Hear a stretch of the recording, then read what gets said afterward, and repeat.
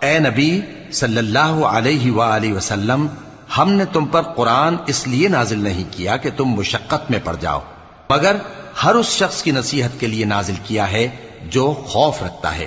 یہ اس ذات کا اتارا ہوا ہے جس نے زمین اور اونچے اونچے آسمان بنائے، یعنی رحمان، جو عرش پر جلوہ افروز ہوا۔ جو کچھ آسمانوں میں ہے اور جو کچھ زمین میں ہے اور جو کچھ ان دونوں کے بیچ میں ہے اور جو کچھ مٹی کے نیچے ہے، سب اسی کا ہے۔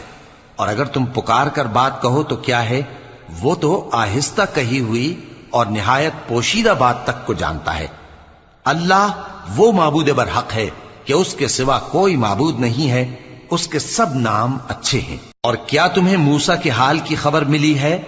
جب انہوں نے آگ دیکھی تو اپنے گھر والوں سے کہا کہ تم یہاں ٹھہرو، میں نے آگ دیکھی ہے، میں وہاں جاتا ہوں، شاید اس میں سے میں تمہارے پاس انگارہ لاؤں